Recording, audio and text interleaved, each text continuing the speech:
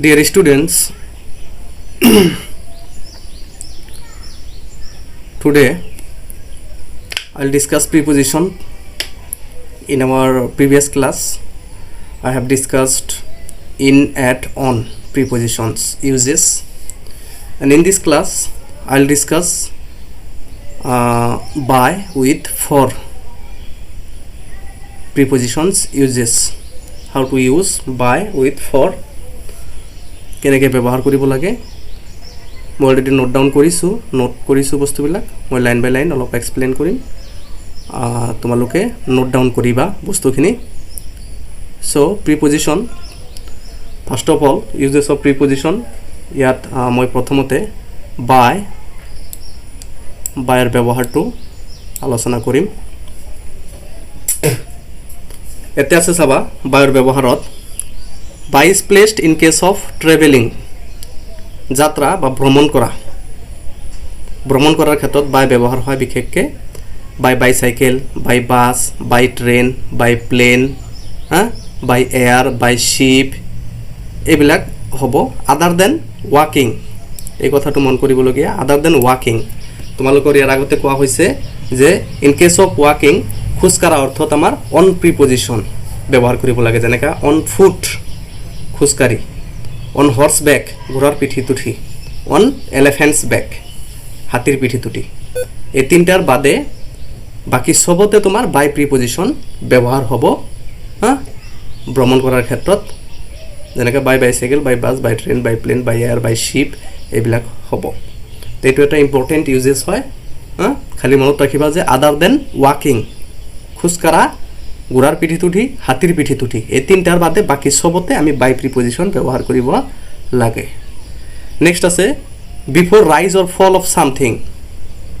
before rise or fall of something কিবা এটা বস্তুর ঊর্ধ্বগামী হওয়া বা নিম্নগামী হওয়ার ক্ষেত্ৰত আমি বাই প্ৰিপজিশন ব্যবহাৰ কৰিম অথৰশিপ লিখনি অথৰশিপ অথৰ মানে লিখক অথৰশিপ লিখনি লিখকৰ যেটো লিখনি আছে হেতুৰ ক্ষেত্ৰত আমি বাই প্ৰিপজিশন ব্যৱহাৰ কৰিম নিয়াৰনেস কাখত ওচৰত বা কাখত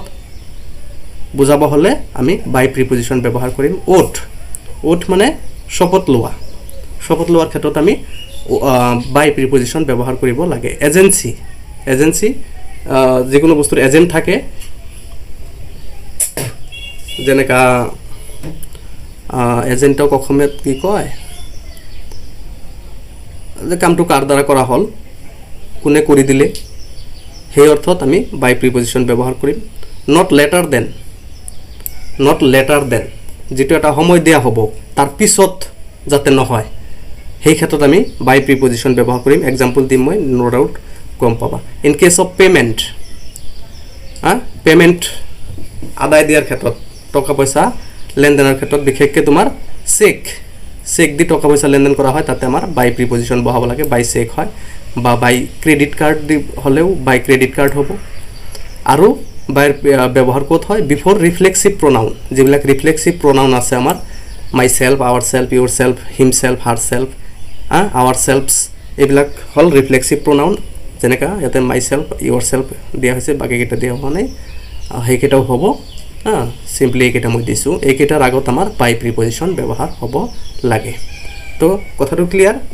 যে ট্ৰেভেলিং আদাৰ দেন ওয়াকিং ভ্ৰমণ কৰাৰ অৰ্থত কিন্তু খোজ কাঢ়া কেইটা বাদ দি আমাৰ বাই প্ৰিপজিশন বহাব লাগে কিবা এটা বস্তুৰ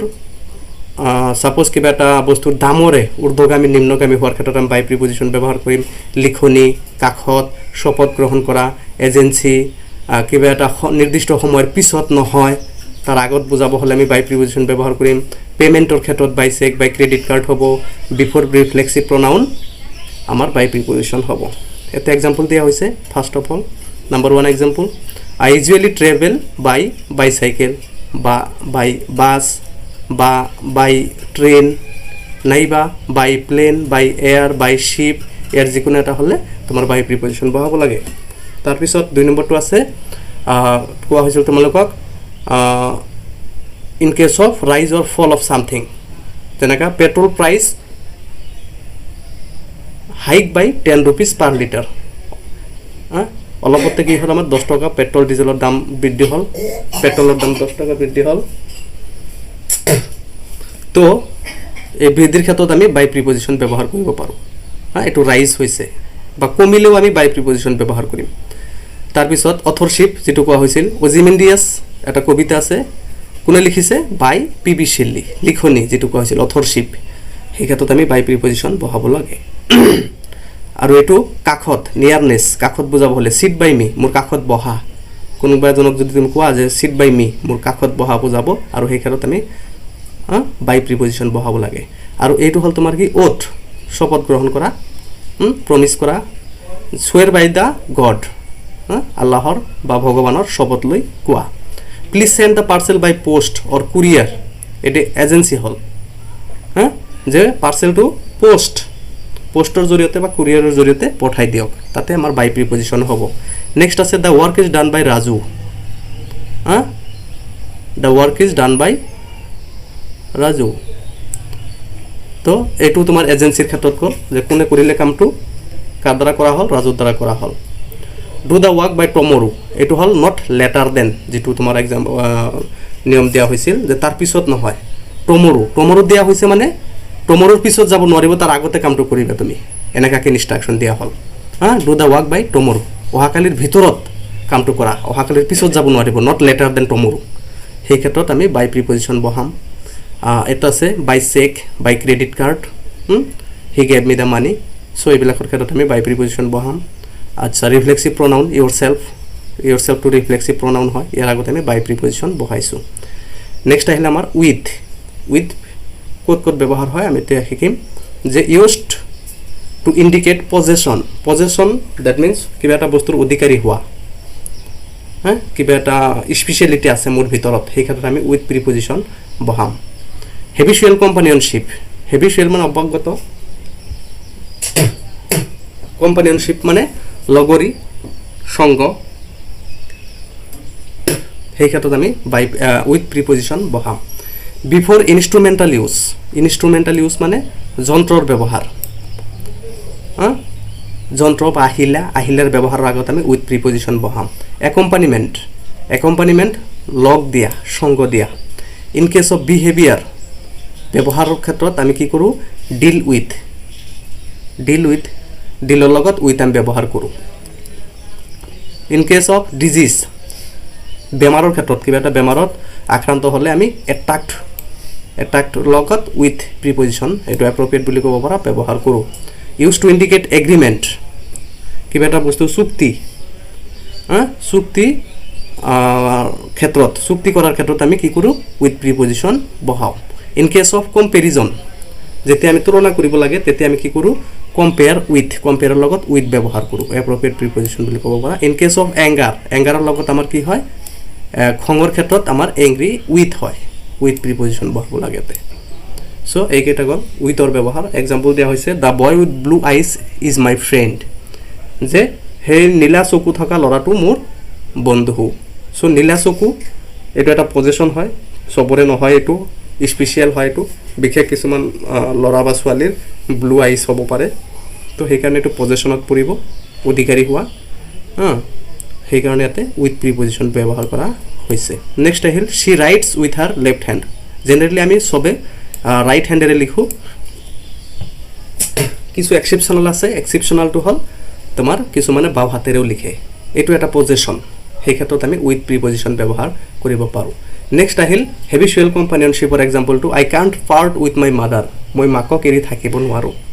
বা মাকৰ পৰা মই সেপাৰেট হ'ব নোৱাৰো পৃথক হৈ থাকিব নোৱাৰো এটো এটা habitual companionship মাকৰ লগত বেছি মানে মিলা কৰাৰ কাৰণে বা গুৰুত্ব দিয়াৰ কাৰণে এইটো এনেকা হয় তেনেকা তোমাৰ কোনো বান্ধৱীও হ'ব পাৰে বন্ধুও হ'ব পাৰে কোনো এটা কিতাপও হ'ব পাৰে তোমাৰ মোবাইলটোও হ'ব পাৰে সো এইবিলাকৰ ক্ষেত্ৰত আমি কি কৰিম with preposition ব্যৱহাৰ কৰিম তাৰ পিছত আহিল তোমাৰ ইনস্ট্ৰুমেন্টাল ইউজ যেটো কোৱা হৈছিল যে যন্ত্ৰৰ ব্যৱহাৰ বা আহিলাৰ ব্যৱহাৰ যে he killed the snake with a stick লাঠিৰে মাৰিলে লাঠিটো এটা ইনস্ট্ৰুমেন্ট হিয়াৰ আগত আমাৰ with preposition বহিব নেক্সট আহিল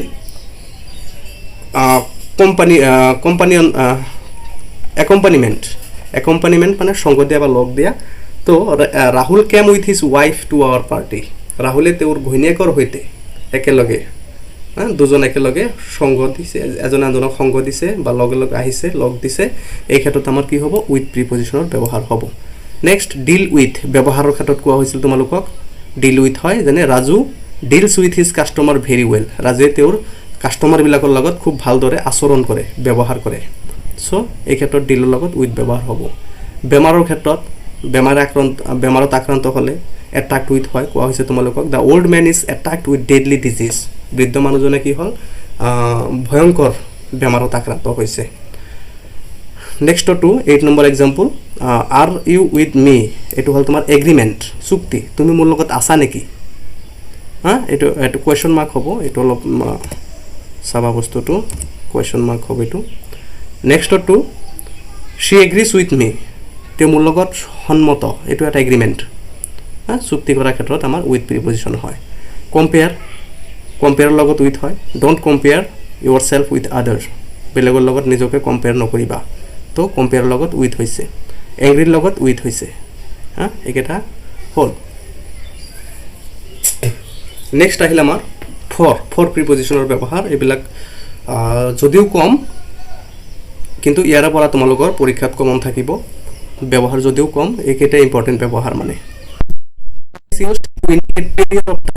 period of time for a period of time আৰু since point of time নিৰ্দিষ্ট সময়ৰ পৰা কিন্তু এটা নিৰ্দিষ্ট সময় নহয় আৱাৰ 1 ঘণ্টা 60 মিনিটৰ এটা পিৰিয়ড আৱাৰ হয় এই ক্ষেত্ৰত ফৰ প্ৰিপজিশ্যন ব্যৱহাৰ কৰিম ডে এইটো ঘণ্টা পিৰিয়ড for preposition কৰিম week month year long time বহুত সময় এইবিলাক period of time